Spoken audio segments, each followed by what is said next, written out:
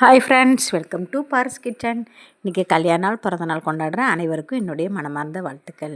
இந்த வீடியோவில் என்ன பார்க்க போகிறேன்னா, கிச்சனுக்கு தேவையான முக்கியமான டிப்ஸ் தான் சொல்லியிருக்கேன். மேக்ஸிமம் க்ளீனிங் டிப்ஸ் சொல்லியிருக்கேன். ரொம்ப யூஸ்ஃபுல்லாக இருக்கும் பாருங்கள். ஃப்ரிட்ஜில் எப்படி ஐஸ் கட்டி சேராமல் இருக்கிறதுக்கு அதுக்கும் டிப்ஸ் சொல்லியிருக்கிறேன். அதனால் வீடியோ ஸ்கிப் பண்ணாமல் பாருங்கள். என்னோடய சேனலை நீங்கள் முறையாக பார்க்குறதா இருந்தால் சப்ஸ்கிரைப் பண்ணிவிட்டு பாருங்கள். வாங்க வீடியோக்குள்ளே போகலாம். முதல்ல நான் சீப்பு கிளீனிங் தான் பார்க்கலாம் வாங்க. சீப்பு நம்ம வீட்டில் ரொம்ப அழுக்காக இருக்குங்க. என்ன தான் நம்ம இது அப்பப்போ கழுவுனா கூட எப்படியும் நம்ம ஒரு மாதத்துக்கு ஒருக்க வச்சு கழுவுற மாதிரி தாங்க இருக்கும். இந்த சீப்பை நம்ம எப்படி ஈஸியாக க்ளீன் பண்ணலாம் அப்படிங்கிறத நம்ம பார்ப்போம். அதுக்கு நம்ம கொஞ்சம் சுடுதண்ணி எடுத்துக்கலாம். ரொம்ப சூடாக இல்லைங்க, வார்ம் வாட்டர் மாதிரி, ரொம்ப கை பொறுக்கிற அளவு லைட்டாக வார்ம் வாட்டர் மாதிரி எடுத்துக்கோங்க. ரொம்ப கொதிக்க தண்ணிலாம் ஊற்றக்கூடாது. லைட்டாக ஹீட்டாக இருந்தாலே போதும். லைட்டாக நம்ம ஹீட் பண்ணிக்குவோம். லைட்டாக சூடாகிட்டுருக்கு பாருங்கள். சூடாகிடுச்சு. லைட்டாக தொட்டு பார்த்தா உங்களுக்கு நகைக்கண் சுடுற அளவுக்கு இருந்தால் போதும். ரொம்ப சூடாக இருக்கக்கூடாது. லைட்டாக தொட்டு பார்த்துக்குங்க. அவ்வளோதான். நான் தொட்டு பார்த்துட்டேன் பாருங்கள், லைட்டாக சூடாக இருக்குது. இதை இந்த சீப்பு வச்சுருக்கோம் பார்த்திங்களா, அதில் ஊற்றிடலாம். அந்த சீப்பு மூழ்கிற அளவுக்கு நல்லா ஊற்றிடலாங்க. எப்பவுமே அந்த சீப்பு மூழ்கிற மாதிரி நம்ம பாத்திரம் மூழ்கிற மாதிரி எடுத்துக்கோங்க. அப்போ தான் நமக்கு கழுவுறதுக்கு ஈஸியாக இருக்கும். அது கூட ஆப்பத்துக்கு போடும் பார்த்திங்களா, அந்த சோடாப்பு தாங்க போடுறேன். அந்த சோடாப்பு ஒரு ஸ்பூன் சேர்த்துக்கலாம். சேர்த்துட்டு நம்ம துணி துவைக்கிற பவுட்ரு, எந்த பவுட்ரு இருந்தாலும் பரவாயில்ல, சர்ஃபெக்சலோ ரின் பவுட்ரு எதுனாலும் சரி, நம்ம வீட்டில் எது இருக்கோ அது ஒரு ஸ்பூன் போட்டுருங்க. போட்டுட்டு நல்லா மிக்ஸ் பண்ணி விட்டுருங்க. எல்லா இடத்துலையும் நல்லா மிக்ஸ் ஆகிற மாதிரி நல்லா மிக்ஸ் பண்ணிவிட்டு அப்படியே ஒரு அரை மணி நேரம் விட்டுருங்க. சீப்பு நல்லா ஊறட்டும்.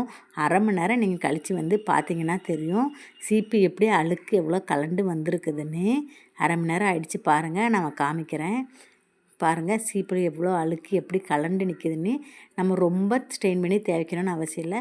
ஒரு வேஸ்ட்டான ப்ரெஸ் எடுத்துக்கலாம். அதை வச்சு நீங்கள் லைட்டாக தேய்ச்சாலே போதும், நல்லா க்ளீனாக வந்துடும்.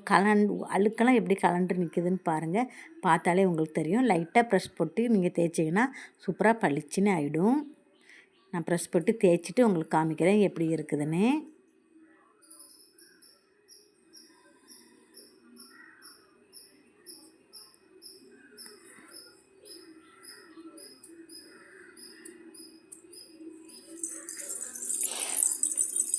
லைட்டாக தேய்ச்சிக்கலாங்க. அவ்வளோதான், சூப்பராக ப்ரெஷ் ஆகிடுச்சு பாருங்கள். நான் கழுவிட்டு உங்களுக்கு காமிக்கிறேன். அந்த தட்டில் பாருங்களேன் எவ்வளோ அழுக்கு, எவ்வளோ பிசுப்பு, என்ன பிசு தன்மை வந்திருக்குன்னு பார்த்தாலே தெரியும். அவ்வளோதாங்க, பளிச்சுன்னு ஆகிடுச்சு. சீக்கிரம் சிம்பிளாக ஈஸியான மெத்தடில் இப்படி நீங்கள் சீப்பாக க்ளீன் பண்ணி பாருங்கள். அந்த எண்ணெய் பிசு காணாமலே போயிடும். ரொம்ப ஈஸியாக இருக்கும் இந்த மெத்தடு. இதை ட்ரை பண்ணி பாருங்கள். இந்த டிப்பு பிடிச்சிருந்துன்னா ஒரு லைக் கொடுங்க. நெக்ஸ்ட்டு நம்ம ஒரு டிப்புக்கு போகலாமா? என்னோடய சேனலை நீங்கள் முறை பார்க்குறதா இருந்தால் சப்ஸ்கிரைப் பண்ணிவிட்டு பாருங்கள். நம்ம ஃப்ரீசர்லாம் என்ன தான் இது பண்ணினாலும் நமக்கு இப்படி பாறை மாதிரி ஐஸ் கட்டி படிஞ்சிரும். அது எப்படி ஈஸியாக க்ளீன் பண்ணிட்டு அடுத்து நம்ம வராமல் இருக்கிறதுக்கு எப்படின்னு நம்ம பார்ப்போம். இந்த மாதிரி பாறை மாதிரி சீக்கிரமாக எங்களுக்கு ஐஸ் ஆகிடுதா, கவலையப்படாதீங்க. நான் சொல்கிற டிப்பை ஃபாலோ பண்ணி பாருங்கள். ஐஸ் எனக்கு படியவே படியாதுங்க. இந்த டிப் போட்டு நீங்கள் ஃபாலோ பண்ணிங்கன்னா வருஷ கணக்கில் உங்களுக்கு ஐஸு இப்படி பாறை மாதிரி பிடிக்காது. வாங்க பார்க்கலாம் என்னென்னு. அதுக்கு கொஞ்சமாக சுடுதண்ணி வச்சுக்குவோம். ரொம்ப கொதிக்கிற தண்ணிங்கள அதை ஏற்கனவே சொன்ன மாதிரி கொஞ்சமாக வார்ம் வாட்டர் எடுத்துக்கலாம். நான் இது நான் ஃப்ரிட்ஜு இது போட்டு ஒரு 10 நாள் ஆயிடுச்சுங்க. நான் அந்த ஃப்ரீசரை ஆஃப் பண்ணி எனக்கு 10 நாள் ஆகி இவ்வளோ ஐஸு பிடிச்சிருச்சு. அதை எப்படி நம்ம க்ளீன் பண்ணுறோம் அப்படிங்கிறத நம்ம பார்ப்போம். கொஞ்சமாக சுடு தண்ணி எடுத்துக்கலாங்க. ரொம்ப வார்ம் வாட்டர் மாதிரி லைட்டாக சூடாக இருக்க தண்ணி எடுத்துக்குவோம். அது கூட நம்ம கொஞ்சமாக உப்பு சேர்த்துக்கலாம். நமக்கு தண்ணி சுடு தண்ணி வச்சுருக்கேன் பாருங்கள். ரொம்ப கொதிக்கக்கூடாது. லைட்டாக சூடு இருந்தாலே போதும். அது கூட 2 சொட்டு லெமன் ஊற்றிக்கலாம். ஏதாவது இந்த லெமன் ஊற்றுறனால ஏதாவது ஃப்ரீசரில் 10 நாளாக ஐஸ் கட்டி திங்க ஏதாவது பேட் ஸ்மெல் இருந்தால் போகும். அதுக்காக தான் நம்ம இந்த லெமனை போட்டுக்கிறோம். லைட்டாக உப்பும் கலந்துக்குவோம். கலந்துட்டு இதை நீங்கள் ஐஸ் கட்டி மாதிரி இருக்குது பார்த்திங்களா, பாறை மாதிரி, அதில் லைட்டாக தெளித்து மட்டும் விடுங்க. லைட்டாக அப்படியே தேய்ச்சி விட்டாலே போதும். கொஞ்ச நேரத்தில் உங்களுக்கு ஐஸு தானாக உருகி வந்துடும். அப்படியே கட்டி கட்டியாக வரும் பாருங்கள். நீங்கள் பார்க்கும்போதே தெரியும், கட்டி கட்டியாக கலண்டு வரும். இதை நம்ம க்ளீன் பண்ணுறதுக்கு முன்னாடி அந்த ஐஸு ஃப்ரீசரில் உள்ள சுவிட்சை ஆஃப் பண்ணிக்கோங்க. சுவிட்சை ஆஃப் பண்ணாமல் நீங்கள் இப்படி க்ளீன் பண்ணாதீங்க. சுவிட்சை ஆஃப் பண்ணிவிட்டு க்ளீன் பண்ணுங்கள். ஐஸ் கட்டிலாம் எப்படி வருதுன்னு பாருங்கள். ஃப்ரிட்ஜே நீங்கள் ஆஃப் பண்ணிவிட்டு தான் இந்த மாதிரி க்ளீன் பண்ணணும். நீங்கள் தண்ணி வாட்டர் வச்சு துடைக்கும் போது ஃப்ரிட்ஜை ஆஃப் பண்ணிவிடுங்க. ஐஸ்க்கு எப்படி கட்டிக்கிட்டே வருதுன்னு பாருங்கள். எல்லாம் தொடச்சி எடுத்துகிட்டு எல்லாம் ஐஸ் கட்டி வந்த பிறகு ஒரு காட்டன் துணி வச்சு நல்லா தொடச்சி ஈரப்பதம் இல்லாமல் நம்ம தொடச்சி எடுத்துடலாங்க. எல்லா ஐஸுமே கட்டிக்கிட்டே எப்படி வரும் பாருங்க. கொஞ்ச நேரம் நான் அதில் தண்ணி தெளித்து விட்டதுமே வந்துருச்சு. அவ்வளோதான். இனி ஒரு காட்டன் துணி வச்சு நல்லா நம்ம தொடச்சி எடுத்துக்கலாம்.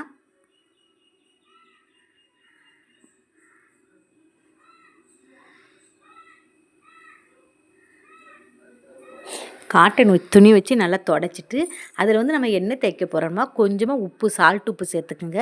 கொஞ்சம் ஆயிலை நல்லா சேர்த்துட்டு நல்லா மிக்ஸ் பண்ணிக்கோங்க. நல்லா மிக்ஸ் பண்ணிவிட்டு ஒரு இதை வந்து நம்ம வந்து ஃப்ரீசரில் அப்ளை பண்ணி விட போகிறோம். எல்லா இடத்துலையும் நல்லா காட்டன் துணி வச்சு தொடச்சிட்டு அதுக்கப்புறம் நீங்கள் இதை அப்ளை பண்ணி விடுங்க. இதை நீங்கள் இப்படி அப்ளை பண்ணுறதுனால ஐஸ் கட்டி நிறைய பிடிக்காது. எத்தனை நாள் ஆனாலும் ஐஸ் கட்டி பிடிக்காது. அந்த நம்ம ஏதாவது சில்வர் டப்பாவோ ஏதாவது வைக்கும்போது ரொம்ப க்ரிப்பாக பிடிச்சி ஒட்டிக்கும். நீங்கள் இந்த ஆயிலும் உப்பும் நம்ம சால்ட் உப்பும் சேர்க்கறனால அந்த இடத்துல வந்து ரொம்ப பிடிக்காது. நம்ம சில்வர் பாத்திரம் வச்சு எடுக்கிறதுக்கும் ஈஸியாக இருக்கும். இது எல்லா இடத்துலையும் நல்லா தேய்ச்சி விட்டுருங்க. இதுதான் வந்து ஐஸ் கட்டி ரொம்ப ஃபார்ம் ஆகிறதுக்குள்ள ஐடியா. ஆயிலும் கொஞ்சம் சால்ட் உப்பும் போடுங்க. போட்டு எல்லா இடத்துலையுமே நல்லா தேய்ச்சி விட்டுருங்க. இது தேய்ச்சி விட்டாலும் நமக்கு வந்து 10 நாள் ஒரு வாட்டி கம்பல்சரி நீங்கள் வந்து ஃப்ரீசரோட சுவிட்சை நீங்கள் கண்டிப்பாக ஆஃப் பண்ணி விடணும். தனியாக ஒரு சுவிட்சு கொடுத்துருப்பாங்க பாருங்கள். அந்த சுவிட்சையை கண்டிப்பாக நீங்கள் ஆஃப் பண்ணி விட்டு தான் ஆகணும். அப்போ தான் நீங்கள் உங்களுக்கு ஐஸ் வந்து ஃபார்ம் ஆகாமல் இருக்கும். 10 நாளைக்கு ஒருக்கா நீங்கள் ஆஃப் பண்ணி விட்டாலே நீங்கள் போதும். எப்போதுமே உங்களுக்கு ஐஸ் கட்டி வரவே வராது. நான் சொன்ன டிப்பை ஃபாலோ பண்ணி பாருங்கள். சால்ட் உப்பும் கொஞ்சம் ஆயிலும் போட்டு நல்லா உள்ளே டிப் பண்ணி விட்டுட்டு இந்த மாதிரி 10 நாளைக்கு ஒரு முறை நீங்கள் வந்து இதை வந்து ஆஃப் பண்ணி விட்டுருங்க. ஆஃப் பண்ணி விட்டிங்கன்னா உங்களுக்கு வந்து ஃப்ரீசர் வந்து ஐஸ் கட்டிலாம் கரைஞ்சி கரெக்டாக ஆகிடும். உங்களுக்கு எப்போவுமே ஐஸ் கட்டி ரொம்ப ஃபார்ம் ஆகாது. ஒவ்வொரு வீட்டில் வந்து மூடி திறக்க முடியாத அளவுக்கு ஃபார்ம் ஆகும். அப்படி ஃபார்ம் ஆகவே ஆகாது. இந்த டிப்பை நீங்கள் கரெக்டாக ஃபாலோ பண்ணி இது செஞ்சுட்டு வந்தீங்கன்னா கண்டிப்பாக உங்களுக்கு வந்து ஐஸ் வந்து சேரவே சேராது. ஃப்ரீசர் எப்போவுமே பார்க்குறக்கு நீட்டாகவும் இருக்கும், அழகாகவும் இருக்கும். ஐஸ் கட்டி நமக்கு வைக்கிறதுக்கு ரொம்ப யூஸ்ஃபுல்லாக இருக்கும். இந்த டிப்பை நீங்கள் ஃபாலோ பண்ணி பாருங்கள். இந்த டிப் பிடிச்சிருந்தா ஒரு லைக் கொடுங்க. நெக்ஸ்ட்டு வந்து தோசைக்கல்ல நம்ம மீனெல்லாம் வறுத்துட்டா இந்த மாதிரி தாங்க ஆகிடும். அடுத்து நம்ம அதில் தோசையெல்லாம் ஊற்றினா வரவே வராது. அதை நம்ம க்ளீன் பண்ணுறதுக்கு ஈஸியாக ஒரு மெத்தடு சொல்கிறேன் பாருங்கள். அடுப்பில் இருக்கும்போதே நம்ம வந்து அதில் கொஞ்சமாக தண்ணி சேர்த்துடலாங்க. அது வந்து நல்லா வந்து சிம்மில் வச்சுட்டு நல்லா தண்ணி சேர்த்து நல்லா கொதிக்க விடுங்க. அது கூட நம்ம என்ன பாத்திரம் கழுவுற லிக்விட் வச்சுருக்கோமோ அதை லைட்டாக போட்டு விட்டுருங்க. போட்டு விட்டுட்டு நம்ம கம்பி நார் இருக்குது பார்த்திங்களா, அந்த கம்பி நாரை வச்சு லைட்டாக தேய்ச்சி விடுங்க. இந்த கத்தி வச்சு நாங்கள் கரண்டி வச்சு முதல்ல சுரண்டுறேன் பாருங்கள். அந்த சுரண்டும் போதே எவ்வளோ அழுக்கெல்லாம் கலண்டு வருதுன்னு. நம்ம இது வந்து நம்ம மீன் பொரிச்சதுனால அந்த பிசுப்பு அந்த அழுக்கு அந்த மசாலா எல்லாமே நல்லா கலண்டு வந்துருச்சு. இதை எடுத்து நான் கீழே ஊற்றிட்டேன் பாருங்கள். ஊற்றிட்டு நல்லா கம்பி நாரை வச்சு அப்படியே லைட்டாக, ஆனால் கை சுட்டுற போது கை சுடாமல் நீங்கள் வந்து நல்லா தேய்ச்சி விடணும். அடுப்பு மட்டும் சிம்மிலே இருக்கட்டுங்க. லைட்டாக ஹீட்டாக இருந்தால் தான் உங்களுக்கு வந்து சீக்கிரமாக அந்த அழுக்கெல்லாம் கலண்டு வரும். அதுக்காக கையை சுட்டுக்காதீங்க, பார்த்து சூதானமாக பண்ணுங்கள். நல்லா தேய்ச்சி விடுங்க. தேய்ச்சி விட்டாலே போதும், வந்துடும். அழுக்கு எல்லாமே கலண்டு பிசுப்பு தன்மை அந்த அழுக்கு எல்லாமே வந்துடும். சூப்பராக நான் கழுவிட்டு காமிக்கிறேன் பாருங்கள். அவ்வளோதாங்க, சூப்பராக ஆகிடுச்சு, சூப்பராக கலண்டுருச்சு. இனி வந்து இதை அப்படியே வைக்காமல் நல்லா சீசனிங் பண்ணி வச்சிடணும். அப்போ தான் அடுத்து நமக்கு தோசை சுட ஈஸியாக இருக்கும். லைட்டாக ஹீட் பண்ணிக்கோங்க. ஹீட் பண்ணிவிட்டு லைட்டாக அதில் ஆயிலை போட்டுட்டு நல்லா ஒரு இடம் பாக்கி இல்லாமல் நல்லா தேய்ச்சி விட்டுருங்க. எல்லா இடத்தையுமே நல்லா தேய்ச்சி விட்டுருங்க. அடுப்பு மட்டும் சிம்மிலே இருக்கட்டு, ரொம்ப ஹையில் வைக்க வேணாம். ஆயில் ஊற்றிட்டேன் பாருங்கள். ஒரு காட்டன் துணி வச்சு நல்லா தேய்ச்சி விட்டுறலாம். எல்லா இடத்தையும் படுற மாதிரி நல்லா சிம்மிலே வச்சு நீங்கள் தேய்ச்சி விட்டிங்கன்னா சூப்பராக சீசனிங் ஆகிடும். அடுத்த முறை நம்ம தோசை ஊற்றும்போது சூப்பராக வருங்க. இந்த டிப்பை நீங்கள் ஃபாலோ பண்ணி பாருங்கள். இது இரும்பு கல் தாங்க.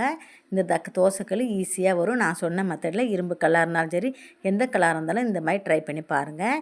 இந்த டிப்பு எல்லாருக்கும் பிடிச்சிருக்கும்னு நினைக்கிறேன். நான் இன்றைக்கி சொன்ன க்ளீனிங் டிப்புலாம் யாருக்கெல்லாம் பிடிச்சிருந்து, யாருக்கெல்லாம் எவ்வளோ யூஸ்ஃபுல்லாக இருந்ததுன்னு எனக்கு கமெண்டில் சொல்லுங்கள். கண்டிப்பாக யாராவது ஒருத்தருக்கு ஏதாவது ஒன்று உங்களுக்கு யூஸ்ஃபுல்லாக இருந்திருக்கும்னு நினைக்கிறேன்.